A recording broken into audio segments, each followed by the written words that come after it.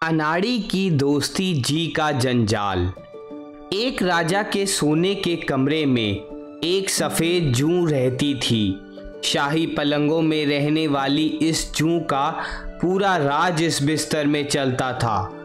यदि राजा देश का राजा था तो वह जूं इन पलंगों की रानी थी, जो राजा का स्वादिष्ट खून पी पी कर खूब आनंद ले रही थी। किसी ने ठीक ही कहा है, सुखी प्राणी को देखकर लोग दूर से भागे हुए आते हैं। ऐसे में तो रिश्तेदारी भी जोड़ने में पल नहीं लगता। सुख के तो सभी साथी हैं, दुख में तो कोई पास आकर भी खड़ा नहीं होता। यही हाल इस जूं का हुआ। एक खटमल अचानक ही वहां आया और जूं से बोला, मौसी प्रणाम। तुम? जूं ने आश्चर्य से उसकी ओर देखा। हाँ मौसी, मैं हूँ खटमल। तुम मेरी मौसी लगती हो ना? लेकिन मैं तो तुम्हें नहीं जानती। मौसी, तुम मुझे नहीं जानती तो क्या हुआ, मैं तो तुम्हें जानता हूँ। मगर तुम मेरे पास आए कैसे? भूखा मरता आ गया। मैंने सोचा अपनी मौसी के पास चलते हैं। हमारी मौसी राजा जी का खून पी पी कर खूब फल फूल रही है। हम भी जरा मौसी के पास जाकर आनंद ले लें। खटमल। जी मौसी। तुमने तो यहाँ आकर बहुत बुरा किया। क्यों मौसी? इसलिए कि राजा लोगों को क्रोध बहुत बुरा होता है। यदि मैं राजा का खून आनंद लेती हूँ तो बहुत होशियारी से। अब जब हम दोनों हो जाएंगे तो राजा हमें छोड़ेगा नहीं।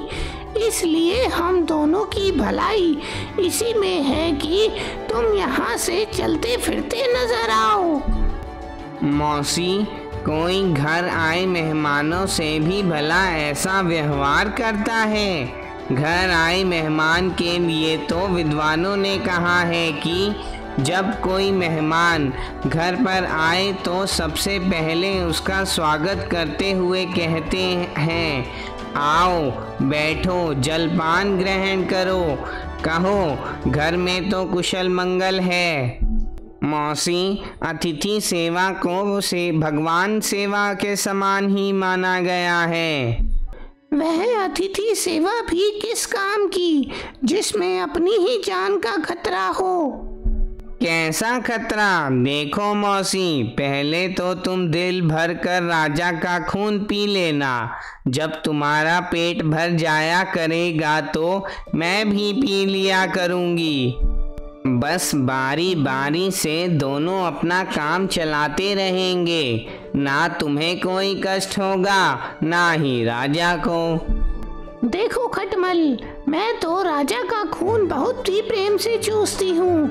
मेरे इस तरह खून पीने से राजा को ना तो कोई कष्ट होता है, ना ही उसे पता चलता है। तुम तो उस ढंग से कभी खून नहीं पी सकते। मौसी, तुम इस बात की चिंता मत करो। मैं तो तुमसे भी कहीं अधिक आराम से खून पीऊंगा। राजा का तो पता ही नहीं लगने दूंगा। अभी वे दोनों बातें कर ही रहे थे कि राजा भी अपने सोने के कमरे में आ गया। दोनों ने अपनी अपनी जुबान बंद कर ली और चुपचाप बैठे राजा की ओर देखते रहे। जैसे ही राजा बिस्तर पर लेटा तो पहले जूं ने उसका खून पीना शुरू किया। जब जूं का पेट भर गया तो वह बड़े आराम से एक और बैठ गई। खटमल समझ गया कि अब उसका नंबर है। वह तो पहले से ही राजा के स्वादिष्ट खून को पीने के लिए व्याकुल हो रहा था।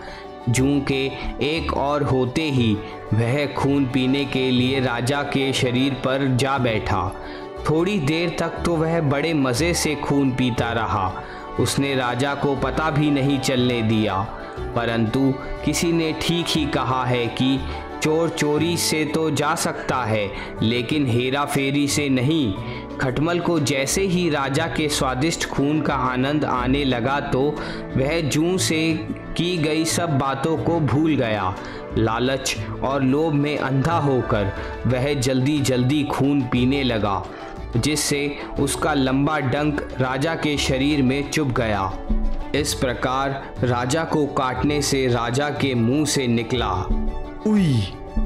इसके साथ ही वह क्रोध से भर उठ बैठा। राजा के मुंह से निकली इस हल्की सी आवाज को सुनते ही पहरेदार भागे भागे अंदर आए तो राजा ने कहा, इस पलंग में कोई जूं या खटमल है जिसने हमें काटा है। राजा की बात सुनकर पहरेदार उस पलंग पर बिछे कपड़े को एक एक करके देखने लगे, मगर खटमल तो बड़ा होशियार और चालाक था। पहरेदारों को देखकर वह पलंग की पतली सी दरार के अंदर जा छुपा। जूं बेचारी कपड़े में चिपकी बैठी थी, जिस पर पहरेदारों की नज़र पड़ गई। फिर क्या था, जूं पकड़ी गई, जिसे पहरेदारों ने मसल कर मार डाला और खटमल बच गया। इस कहानी से हमें यह शिक्षा मिलती है कि उपदेश से कभी स्वभाव नहीं बदलता। पानी को जितना मर्जी गर्म कर लो, वह फिर ठंडा हो जाएगा। भले ही आग ठंडी हो जाए, शीतल किरणों वाला चांद गर्म हो जाए, तो भी प्राणी का स्वभाव नहीं बदला जा सकता।